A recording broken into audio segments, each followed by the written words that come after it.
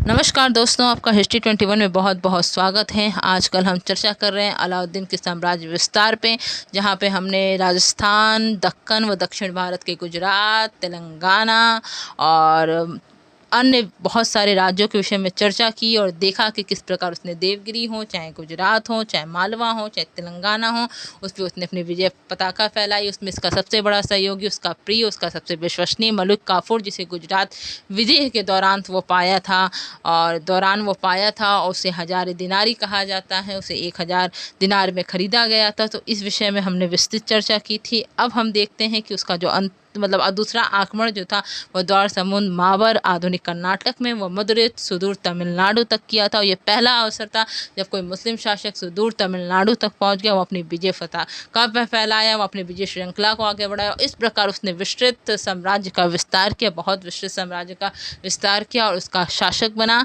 सिर्फ उसका कार्य सिर्फ साम्राज्य विस्तार तक ही नहीं था, उसने अनेक कलात्मक कार्य किए, वास्तुकला से संबंधित कार्य किए, ऐतिहासिक इमारतों से संबंधित कार्य किए। जो निम्न प्रकार है वो है अलाउद्दीन ने अलाई दरवाज़ा, हौज खास, सीरी फोर्ट व जमात खाना मस्जिद बनवाई। साथ में मंगोल आक्रमण का उस समय बहुत भय होता था, क्योंकि मंगोल आक्रमणकारी बहुत विध्वंसकारी होते थे, बहुत बेविशक उनका परिणाम निकलता था, बहुत ही विनाशकारी स्वरूप धारण करते थे। इसलिए इस सब भय से अपनी जनता को सुरक्षित करने हेतु उसने 1304 में सीरी को राजधानी बनाया, वहाँ किलेबंदी की और उसने अपने सेनापति गाजी मलिक को उत्तर पश्चिम सीमा की मजबूती प्रदान की तथा क्योंकि ये बहुत ज़रूरी था, आक्रमण जो होते थे वो वहीं से उत्तर पश्चिम से होते थे, तो उस क्षेत्र को लेके वो बहुत ज़्यादा पॉजिटिव था, वो सोचता था। तो इसलिए उसने इस सेना से संबंधित और अपने राज्य और साम्राज्य को सुरक्षित करने के लिए उसने एक कदम उठाए और उसने सिकंदर सानी का किताब यानी उपाधि धारण किया,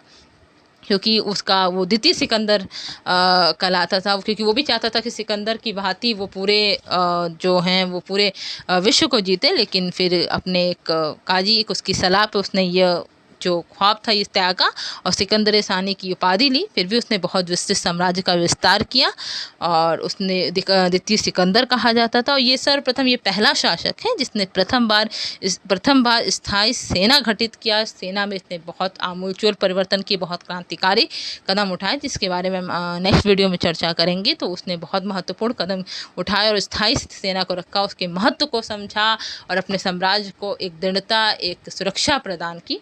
तो जिसके विषय में नेक्स्ट वीडियो में चर्चा होगी। अगर आपको वीडियो पसंद आई हो, उपयोगी लगी हो, अच्छी लगी हो, तो प्लीज़ इसे लाइक कीजिए, शेयर कीजिए, मेरे चैनल को सब्सक्राइब कीजिए और अंत तक वीडियो में बने रहने के लिए आपका बहुत बहुत धन्यवाद।